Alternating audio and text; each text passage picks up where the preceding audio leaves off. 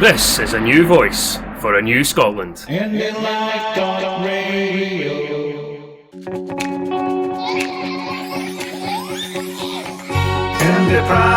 is IndyPram on IndyLive Radio. IndyPram is IndyPram on IndyLive Radio. Welcome to the latest IndyPram podcast on Independence Live Radio. This week we were at the results at Glasgow for the general election. Had intended to try and interview as many MPs or MP candidates as possible. Unfortunately, so many were busy looking after their count, checking on all the activities of the activists and the counters. I did manage to speak to Patrick Harvie MSP and also Carol Monaghan SMP NP for Glasgow North West. I trust you'll enjoy what they had to say. With me now is Patrick Harvie MSP, co-leader of the Green Party, and you're standing three members in Glasgow. In the Glasgow constituencies, yeah. How's campaigning been for you? I mean, it's obviously been a very peculiar and bewildering campaign. This election has brought out a lot of tactical voting and I think a lot of anxiety for people as well. The sense of what a Tory majority would do, and you know, if it's still an F when I'm speaking to you now, but if the exit poll is right, that looks like it's going to come true, and you know, that's going to have a dramatic impact on people's lives. It's going to make austerity worse. It's going to be a profound threat to Scotland's position. You know, there's some of the threats to devolution, but also just the threats to our economy, and the idea of handing over whole swathes of our economy to a free trade deal with the US. So it's a really profound threat, and I think a lot of people have been feeling that anxiety quite deeply during the campaign. And in relation to climate change, how do you feel Tories actually? Well, it's been an interesting one because, you know, we started this campaign and for the most part people were talking about Brexit, about independence and about Boris Johnson on the doorstep. But as soon as we start a conversation about climate, people are really ready for that. People recognise the urgency of this crisis, and they recognise also that when the Greens aren't in the room, the issue just slips down the agenda. That's what we've seen in a lot of the TV debates, which, you know, because it's a UK election, the Greens are less likely to get invited into those debates. And in quite a few of them, climate wasn't mentioned at all. Correct. And when it was, you know, there's nobody there to challenge the fact that all of the other parties still support ongoing fossil fuel subsidies. So, yeah, there's a real sense of frustration in the sense that there's an appetite and an eagerness for a radical transformational agenda on this. But in a Westminster election, it's going to be hard. Actually, I think the most powerful moment on climate in Scotland is going to come from the COP next year, the climate conference in Glasgow, not from an election, not from a political event as such, but from that huge wave of expectation. There's going to be hundreds of thousands probably of people here in Glasgow, pretty close to where we are now at the SEC, campaigning for the change that's needed, marching, protesting and occupying. And I think that moment of changing the conversation on climate is going to be really, really powerful. Yeah. In relation to the message that's given across, there are so many people within Scotland that completely and utterly back everything that you stand for, a substantially amount. So on the light of that, do you think it was still a wise decision for branches to stand representatives against SNP candidates? You know, I'm kind of heartened to hear you say that you think there's a lot of people who believe in everything that we stand for. I think find there is. You know, we've managed to get, you know, roughly 10% of the vote in a PR election. So that's by no means a majority. It is absolutely necessary to take the Green message out onto the campaign trail, even if what we've done by campaigning in this election makes it more likely that people will vote Green in the Holyrood or the local elections. You know, understandably, in a first-past-the-post Westminster election, a lot of people do vote tactically.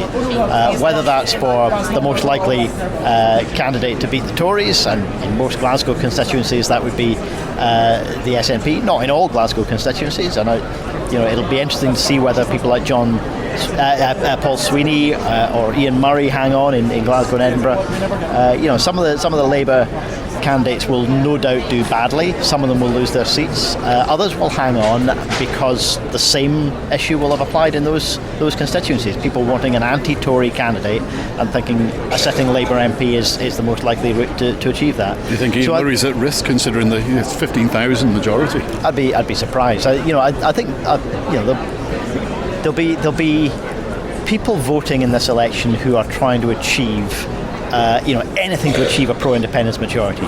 There'll also be people who are saying anything to achieve an anti-Tory majority in Westminster. There'll be other people thinking anything to achieve stopping Brexit. Now, these things are not the same agenda, and there's no one tactical voting strategy that achieves them all. It does look as though there's going to be a very strong pro-independence majority from Scotland, but it doesn't look as though anything is going to get close enough to stop a Tory majority. I hope we're wrong. I hope the exit poll is wrong. Yeah. But if Boris Johnson gets that majority, I think he will pose a genuine threat to our economy, to our society, to our democracy, and to our social well-being. I mean, even just on the democratic principle, that will have shown that it is possible to lie and cheat your way through a referendum, lie and cheat your way through an election, and still return with a majority. The misleading, deceptive, manipulative, and divisive politics that he represents, in a world where hope was an easier thing to achieve, that would be run out of town. But this is a world in which hope is a difficult thing. One thing that listeners have been commenting about is the lack of representation by the media for the Green Party. How upset are you, and what action could be taken to correct that? Well, it's get your voice over? Very disappointing. It's not hugely surprising, given that at Westminster elections we always get frozen out to a certain extent. The last snap election, I think some of the broadcasters were saying 10 seats is the threshold for a certain amount of coverage. This time, you're standing 22, and we're frozen out more than we were last time. So, yeah, it's pretty disappointing. I don't think that it means that we're going to find it difficult to continue to make the Green voice heard, either at community level on the doorstep, or as we get closer to the 2021 Holyrood election, which, with a fair voting system, is clearly far more likely to return a balanced parliament that reflects the views across the population. Yeah, because I think a lot of people in Scotland would like to see a case of 2 against 3 rather than 3 against 1, or even 3 against 3 insofar as the representation of the independents.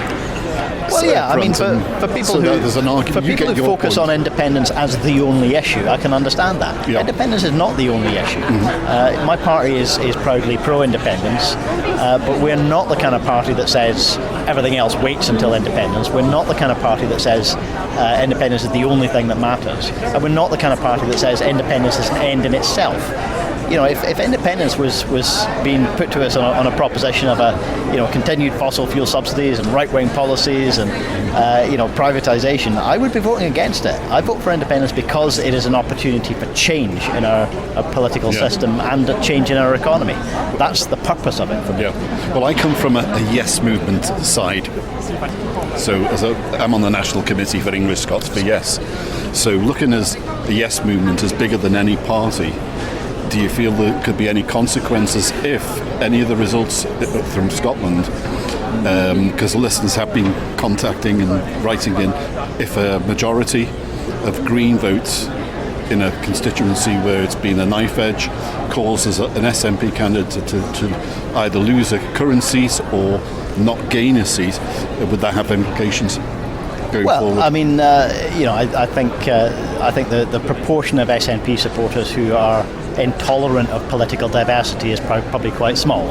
I think most SNP supporters do recognise that the party they support is one of a range of parties, and all of those parties' voices need to be heard in a democracy, otherwise it's not a real democracy. Yeah. So, well, I'm not talking about SNP, I'm talking about the Yes movement, which encompasses all parties. Well, if you want a pluralistic pro-independence movement, then you absolutely should welcome pro-independence parties on the ballot paper in every constituency. Because even I hope Even in my own Yes group, we have a Conservative member. Believe it or not. Well, stranger things have happened, I suppose. Yeah. But no, I mean, if you want a pluralistic pro-independence movement with a genuinely healthy multi-party democracy, then you should welcome multiple pro-independence parties on every ballot paper, and I hope that they'll be on more ballot papers in the future. Well, I'm very pleased to have given you a voice on Independence Live. Thank you very much indeed. Cheers now. Thank you. With me now is MP for Glasgow North West, Carol Monaghan. Carol, how's the campaign been for you? It's been very quick but very efficient. Loads of activists out, people have been really up for it, so I've had a great team behind me. They've been willing to put in the hours, which is what you need. There's been a lot of work to do. We've just got our heads down and ploughed on and got it done, so it's been a really positive and well-run campaign, I'd say. Yeah. So were you ready for it? Because I know there was a lot of thoughts about the selection process slowing things up before the election was called. But well, firstly, the selection process in Glasgow North West was straightforward because I was re-endorsed as candidate, so that was fine. In terms of election, I mean, we've been waiting for this for the last 6 months. We really, once we'd got past a certain date in October, we didn't think it was going to happen before Christmas, so I suppose that didn't take us by surprise because we were expecting an election, but I suppose it was came upon us probably a bit sooner than we'd hoped. Yep. None of us really wanted a December election. We would rather be putting up Christmas trees and things, which I haven't done yet. But one thing we can say is a December election is better than a January election. Absolutely, because it was really cold on the doorsteps and cold leafleting and the soaking. one thing, to ask activists to go out over their Christmas holidays would have been hideous. So. Yeah. Now, Nicholas warned that the expectation that just had been announced regarding the exit poll, just wait until the results because so many seats are marginal.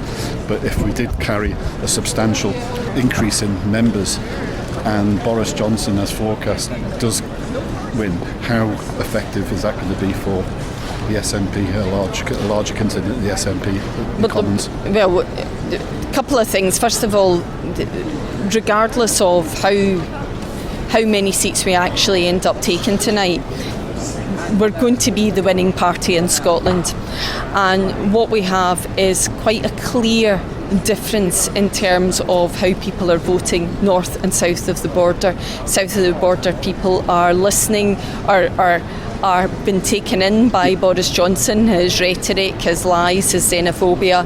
North of the border people are rejecting it, so I think that's a very clear distinction that we're seeing here today.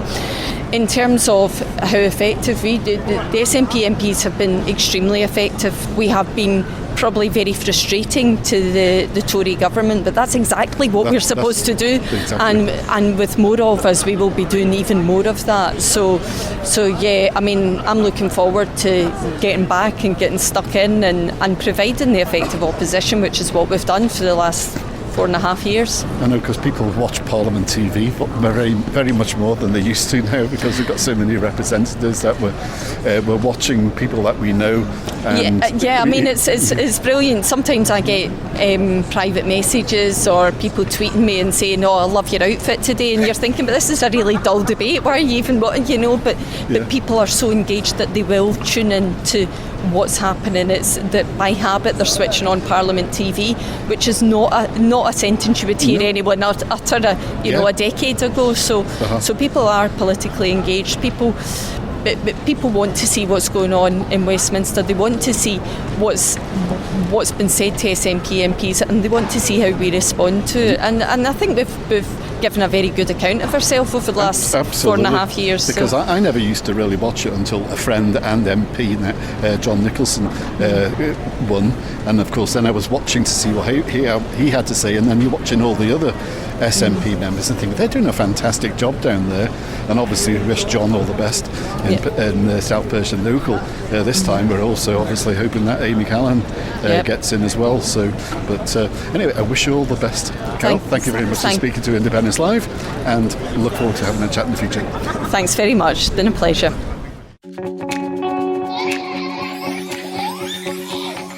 IndyPram, yes, IndyPram on Indy Live Radio.